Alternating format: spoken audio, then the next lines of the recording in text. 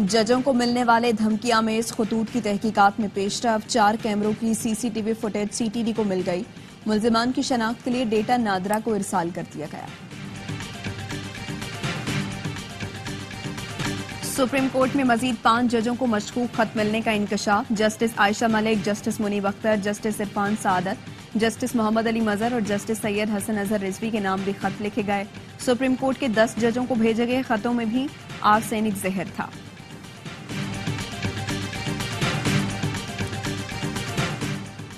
وزیر اعلیٰ پنجاب کا دھاتی ڈور خیبر پختونخوا سے آنے کا الزام۔ مریم نواز نے کہا پتہ چلا ہے دھاتی ڈور کے پی سے بن کر آ رہی ہے۔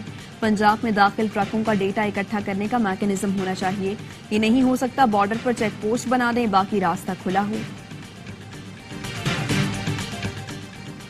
اور محترمہ قاتل ڈور کے پی سے آتی ہے تو آپ کی پولیس کیا کر رہی ہے؟ ترجمان کے پی حکومت بیرسٹر سیف کا وزیر اعلیٰ پنجاب مریم نواز کے بیان پر رد عمل۔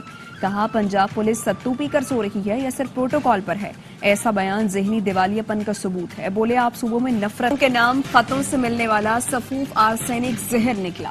فورینزک رپورٹ میں انکشاف ہوا سفوف میں 15% آرسینک تھا۔ آرسینک زہر سانس میں جانے سے اعصاب شدید متاثر ہوتے ہیں۔ لاہور ہائی کورٹ کی جسٹس علی باقر نجفی کو بھی مشکوک خط موصول۔ چیف جسٹس سمیت لاہور ہائی کورٹ کے بھی 6 ججوں کو خط موصول ہو چکے ہیں۔ ذرائع نے بتایا سپریم کورٹ کی مزید 5 ججوں کو مشکوک خط ملنے کا انکشاف۔ تمام خطوط ایک ہی تاریخ کو آئے تھے، کچھ ججوں کو اب ملے۔ سپریم کورٹ کے 10 ججوں کو بھیجے گئے خطوں میں بھی آرسینک زہر تھا۔ تمام خط سی ٹی ڈی کے حوالے کر دیے گئے۔ سی ٹی ڈی نے تحقیقات کے لیے 3 ٹیمیں بنا دی۔ ڈی جی پاکستان پوسٹ کا ملک بھر کے پوسٹ ماسٹرز کو احتیاطی تدابیر کے لیے مراسلہ۔ اہم شخصیات کے لیے آنے والے خطوں اور پارسلز پر نگرانی رکھنے کی بھی ہدایت۔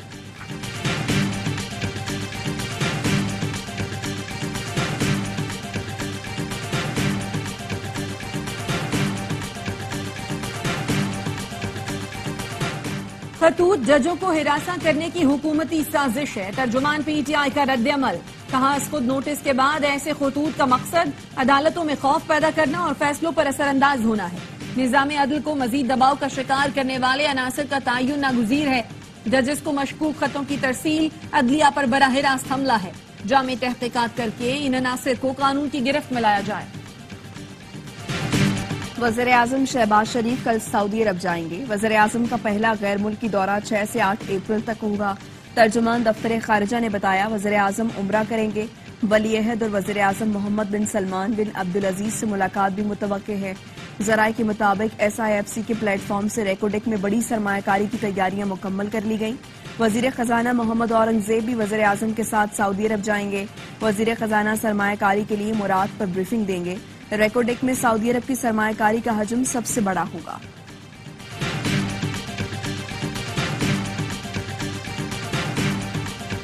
اقوام متحدہ کی پاکستان میں مہنگائی میں کمی کی پیشگوئی۔ اقتصادی سروے میں پاکستان کی معاشی ترقی میں تیزی کا امکان ظاہر کیا گیا۔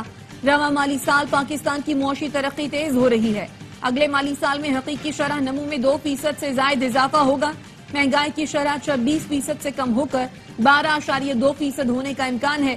سروے میں کہا گیا کہ سیاسی عدم استحکام اور سیلاب کی تباہی سے معیشت متاثر ہوئی، لیکن 2023 میں آئی ایم ایف سے معاہدہ اور دوست ملکوں کی مدد سے معیشت سنبھلنا شروع ہوئی۔ چین، سعودی عرب اور متحدہ عرب امارات نے پاکستانی معیشت بحال کرنے میں مدد فراہم کی۔ عوام چاہتے ہیں سب مل کر ان کے مسائل کا حل نکالیں۔ افسوس ہوتا ہے کہ ایوان میں سیاستدان ذاتی مفاد کو ترجیح دیتے ہیں۔ بلاول بھٹو کا لاڑکانہ میں تقریب سے خطاب۔ کہا عوام نے اپوزیشن کو ووٹ اس لیے نہیں دیا کہ وہ گالیاں دیں اور شور شرابہ کریں۔ امید ہے منتخب نمائندے حکومت سے تعاون کریں گے۔ سیاستدان اور ادارے اپنے دائرے میں رہ کر کام کریں تو ملک ترقی کرے گا۔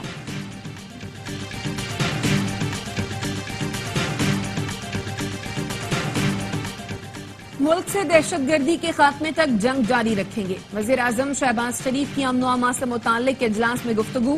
چینی باشندوں کی سیکیورٹی فول پروف بنانے کے لیے اقدامات کی ہدایت کر دی۔ دہشت گردی کے خاتمے سی ٹی ڈی کی مزید بہتری کے لیے صوبوں سے تعاون بڑھانے کی ہدایت بھی کی گئی۔ وزیر اعظم نے چینی باشندوں کی سیکیورٹی سے متعلق اجلاس کا ہر ماہ خود جائزہ لینے کا فیصلہ کیا ہے۔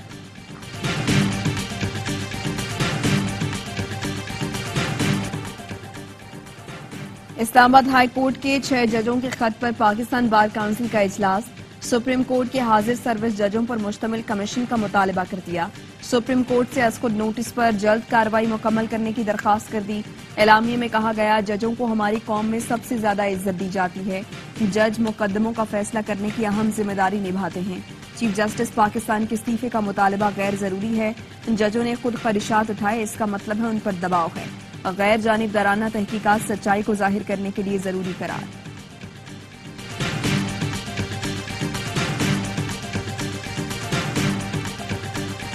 کشمور کے کچے میں پولیس اور رینجرز کا آپریشن، 2 مغوی بازیاب، فائرنگ کے تبادلے کے بعد ڈاکو مغوی منیر احمد گجرانی اور حمزہ علی گجرانی کو چھوڑ کر فرار ہو گئے۔ فائرنگ کے تبادلے میں سبزوئی گینگ کے 2 ڈاکو زخمی، 6 مشتبہ افراد کو حراست میں لے لیا گیا۔ پولیس کے مطابق کچے کے تمام راستے بند کر دیے۔ کندکوٹ کے کچے میں رینجرز کا ڈاکوؤں کے خلاف آپریشن، دونوں جانب سے فائرنگ کا شدید تبادلہ۔ کراچی کے علاقے نارتھ ناظم آباد میں شہریوں کے تشدد سے ایک ڈاکو ہلاک، دوسرا زخمی حالت میں اسپتال منتقل، ڈاکوؤں سے 1 پستول 5 گولیاں ملی، ملزمان کا کرمنل ریکارڈ بھی موجود ہے۔ پاک کالونی میں خاتون کو ہراساں کرنے والے ملزم کا 3 روزہ جسمانی ریمانڈ منظور، عدالت نے آئندہ سماعت پر تفتیشی افسر سے پیش رفت رپورٹ طلب کر لی۔ سانگھڑ کے ایک گاؤں میں بورنگ کا پانی موت بانٹنے لگا، گاؤں نیاز محمد بھٹی میں ایک ہی خاندان کے 5 بچے فوت، بورنگ کا پانی پینے سے یہ 5 بچے 2 دن کے دوران فوت ہوئے، زیر زمین پانی زہریلا ثابت، رپورٹ کے بعد پمپ اکھاڑ دیے گئے۔ گاؤں نیاز بھٹی کے باسی اب پانی کہاں سے پئیں؟ مکین کہتے ہیں بچے پانی پی کر مرے، کیا ہم پیاس سے مریں گے؟ افسروں کے بچوں کو کچھ ہوتا ہے تو ڈاکٹرز کی ٹیمیں آ جاتی۔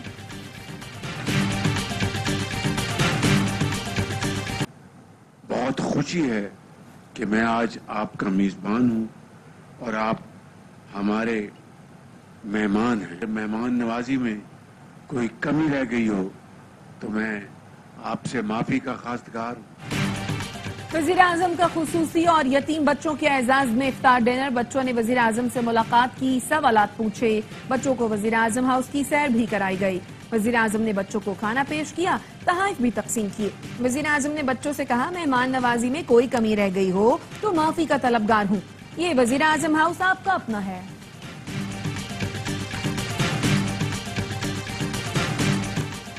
بھارت پاکستان میں دہشت گردی پھیلا رہا ہے، بھارتی سلیپر سیلز پاکستانیوں کو قتل کرنے کے لیے لاکھوں روپے کے عوض استعمال ہوئے۔ برطانوی اخبار گارجین نے بھارت کا مکروہ چہرہ بے نقاب کر دیا۔ رپورٹ میں لکھا، کینیڈا میں ہردیپ سنگھ کے قتل کے شواہد سامنے آنے پر بھارت کی جگ ہسائی ہوئی، بھارت کینیڈا میں سکھ رہنماؤں پر قاتلانہ حملے کی منصوبہ بندی میں بھی ملوث ہے۔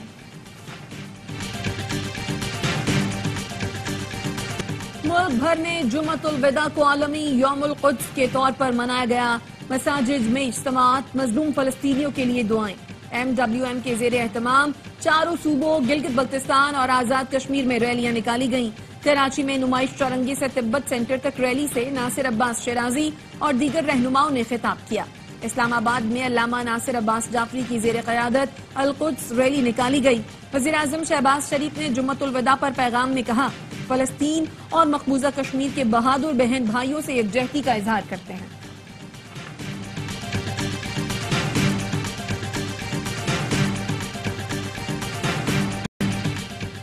مقبوضہ بیت المقدس میں جمعۃ الوداع، پابندیوں کے باوجود 1,20,000 افراد نے مسجد اقصی میں نماز ادا کی۔ مقبوضہ بیت المقدس کو اسرائیلی فوج نے چھاؤنی میں تبدیل کر رکھا ہے، صہیونی فورسز کے 3,000 اہلکار تعینات، ناکے لگائے گئے، غرب اردن اور اندرون فلسطین سے آنے والوں کو جگہ جگہ روکا گیا۔ نماز کے بعد بیت المقدس کی آزادی اور امت مسلمہ کی یکجہتی کے لیے دعائیں کی گئیں۔ یوم القدس پر مختلف ممالک میں ریلیاں، استنبول میں شرکاء نے امریکی اور اسرائیلی پرچم جلا ڈالے۔ اسرائیلی دہشت گردی میں مزید 56 فلسطینی شہید، مجموعی تعداد 33,091 ہو گئی۔ امریکہ نے غزہ کی صورتحال پر پالیسی بدلنے کا واضح اشارہ دے دیا۔ امریکی صدر بائیڈن کا اسرائیلی وزیر اعظم کو ٹیلی فون، واضح کر دیا غزہ میں مجموعی انسانی صورتحال ناقابل قبول ہے، معصوم شہریوں کے تحفظ کے لیے فوری جنگ بندی ضروری ہے۔ غزہ پر امریکی پالیسی کا تعین اسرائیلی اقدامات کے جائزے پر منحصر ہوگا۔ اسرائیل کو بحران سے نمٹنے کے لیے اقدامات یا نتائج کا سامنا کرنے کا انتباہ۔ مسلم دنیا کے بائیکاٹ سے متاثرہ فاسٹ فوڈ چین میکڈونلڈز کا بڑا اقدام، اسرائیل کے تمام ریسٹورانٹ فرنچائز مالکان سے واپس لینے کا فیصلہ کر لیا۔ اسرائیل میں میکڈونلڈز کا فرنچائز کمپنی البنال سے تمام ریسٹورانٹس خریدنے کا معاہدہ ہو چکا ہے، جن میں 5000 افراد کام کرتے ہیں۔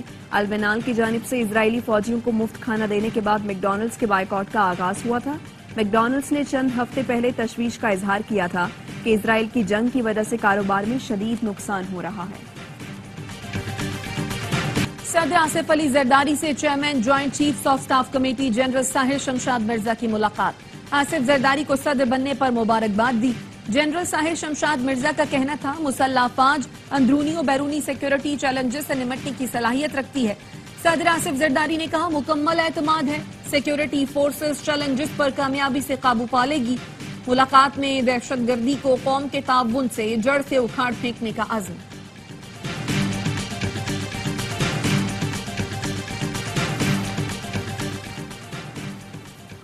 وزیر اعلیٰ خیبر پختونخوا کی زیر صدارت محکمہ ایکسائز اینڈ ٹیکسیشن کا اجلاس، غیر مجاز افراد کے زیر استعمال ایکسائز کی گاڑیاں واپس لینے کا فیصلہ، متعلقہ افراد کو نوٹس جاری کرنے کی ہدایت۔ علی امین گنڈا پور نے کہا مقررہ وقت میں گاڑیاں واپس نہ کی تو مقدمات قائم کیے جائیں گے۔ کرائے کے گھروں کے اصل کرایوں کا تعین کرنے کے لیے بھی اقدامات کی ہدایت، کہا امیروں سے ٹیکس لے کر غریبوں پر خرچ کیا جائے۔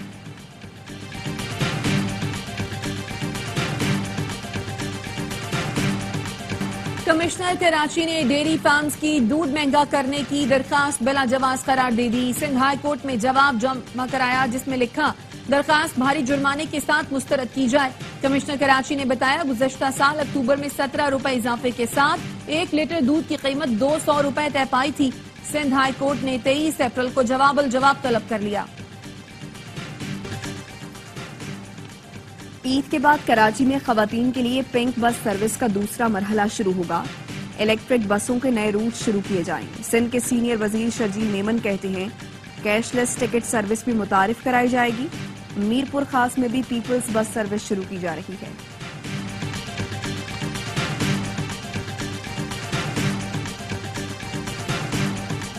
وزیر اعلیٰ سندھ مراد علی شاہ سے نیول چیف ایڈمرل نوید اشرف کی ملاقات۔ نیول چیف نے وزیر اعلیٰ کو پی این ایس یرموک شپ کا ماڈل پیش کیا۔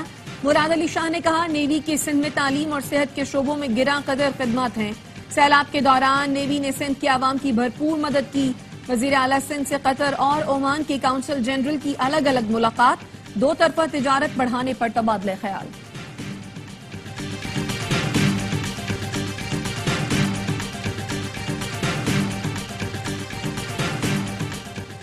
پاک بحریہ اور اے این ایف کا مشترکہ انسداد منشیات آپریشن کے دوران 150 کلو گرام آئس منشیات ضبط۔ آئی ایس پی آر کے مطابق آپریشن گوادر کے قریب ساحلی علاقے شنکانی در میں کیا گیا۔ 30 دن میں پاک بحریہ نے منشیات کے خلاف یہ مسلسل تیسرا کامیاب آپریشن کیا۔